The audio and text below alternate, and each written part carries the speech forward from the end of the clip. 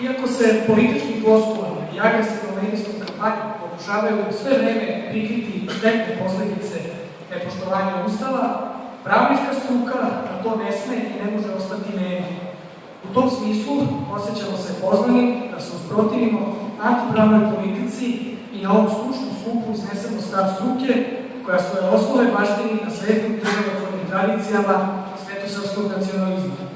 Da poznaje i Ustavni sud koji je čuvar ustavnosti i zakonitosti ili bi bar to trebalo da bude. Ipak ono što jeste u ovom slučaju daleko od onoga što bi trebalo da bude. Sukob realnog i normativnog u velikoj meri je neusklađen, ali ne zbog neadekvatnosti pravnih norma i legalnog i legitimnog pravnog poretka, već isključivo i jedino zbog političke volje koja je ovdje grubo pogazila pravo. Oni koji imaju javnu obavezu da taj isti pravni poredak zaštite, to nisu učinili i dopustili su, a time i saučestvovali u relativizaciji važenja osnovnih i najviših pravnih normi nas.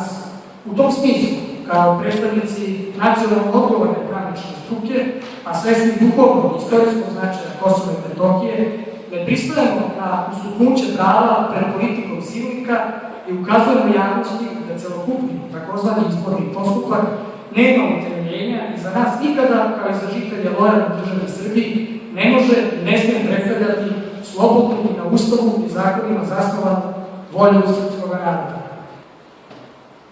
Vlada je prekršila zakone sopstvene i Ustav. Ustavni sud krši zakon o Ustavnom sudu, sam Ustav Srbije, jer odlažući odluku, ne delujući. On je odložio dve od ovih prva sporazuma na 6 meseci i to dakle ne simultano, nego sukcesivno, dajući vladi šansu da napravi taj poseban zakon o prenošenju nadležnosti i zakon o srpskoj autonomiji Kosova i Metohije. Mi smo se raspitivali u Skupštini dan danas. Ne postoji ni radna grupa koja bi eventualno radila na tom posebnom zakonu. U čemu je taktika? Taktika u sledećem. Da se u međuvremenu dok Ustavni sud odlaže odlučivanje, završi čitav posao na terenu. Da Srbi izađu na izbore, da svojim glasovima potvrde ovaj politički naum, pritisnuti raznim ucenama i pretnjama i tako dalje, da to Evropska unija prihvati kao završni čin, tipična politika svršenih činjenica, da mi to sve svi proslavimo, uspostavili smo dobrosusedske odnose sa Kosovom, da Srbija dobije datum početka pregovora o pristupanju Evropskoj uniji, da ti pregovori počnu 1. januara i da mi opijeni svetlom evropskom budućnošću, koja će doći nikad.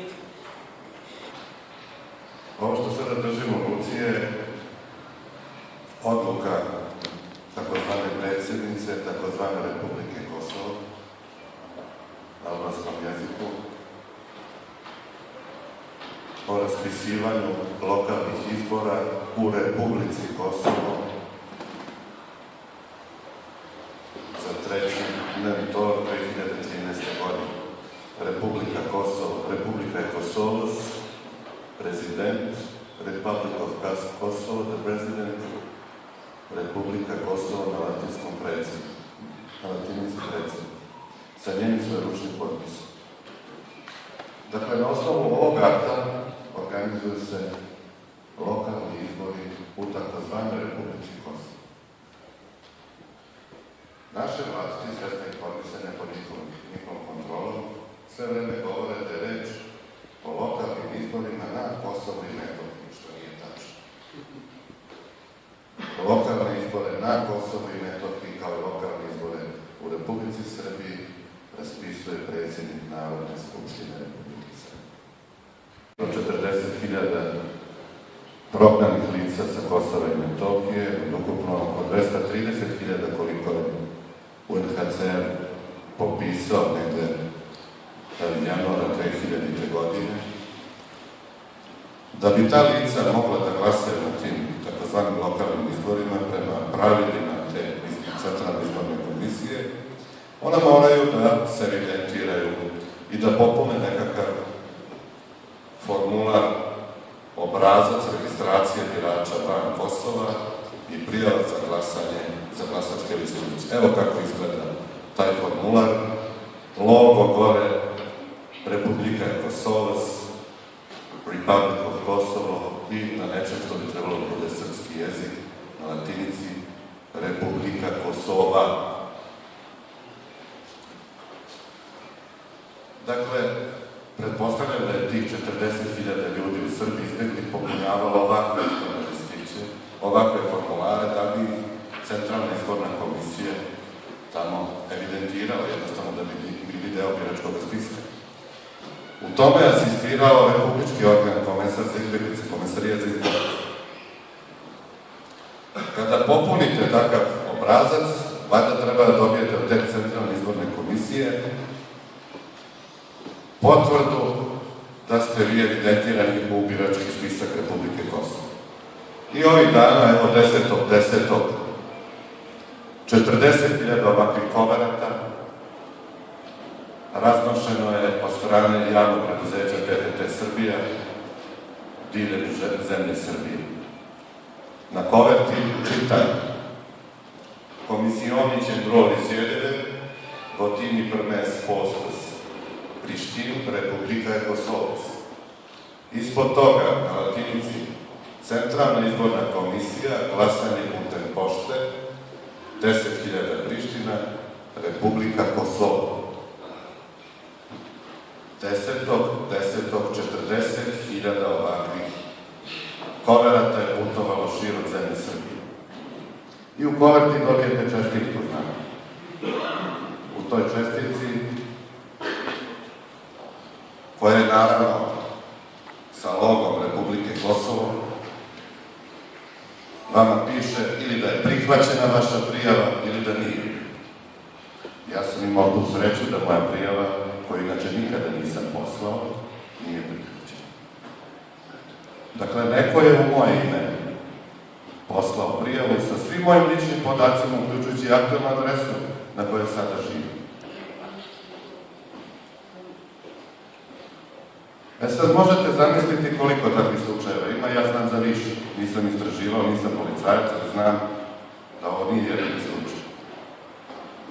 U toj koverti dobijete još ponešto, dobijete opet neki obrazac, sad ovako na radost, malo šareno, sa logom u boji Republike Kosovo ili tako, da napišete žalbu. Ja moju žalbu nisam napisao, ali ne znam da li je neko u moje ime napisao i poslao. Opet na adresu Priština, Republika Kosovo. I zaista ne znam da li sam na tom biračkom spisku. Možda će neko znati kad bude glasao umjesto mene. Sad, to je jedan aspekt problema. Drugi aspekt je, znate, ova dostava podataka o ličnosti, ličnih podataka.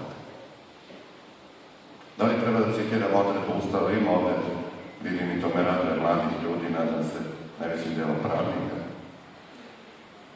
koja izričito zabranjuje neovlašćenu obradu podataka. Postoji krivično delo. Sad zamislite kome su te podatke dostavili.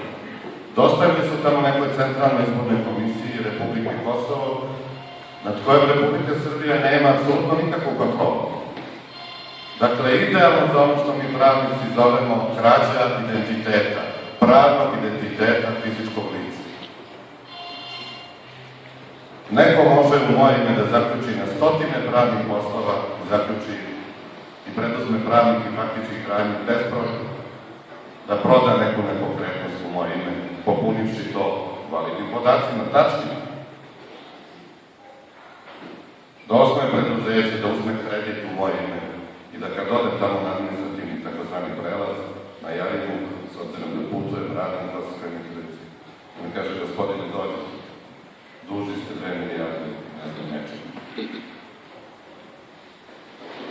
Dakle, ti lokalni izbori na Kosovu, kada je u pitanju sela Kosova, se odvijaju po pravnim propisima koji nemaju veze sa pravnim sistemom. Ali sami izbori, sama institucionalizacija i organizacija Srba na severu Kosova može da bude dobra stvar. Da preraste iz statusa lokalne samouprave u teritorijalni entitet koji može da postavi jednako punopravno pitanje svoga statusa, kao što je taj ostatak Kosova suprotno rezoluciji 1244 i uz blagonakloni pristup međunarodne zajednice izrastao do ovde dok je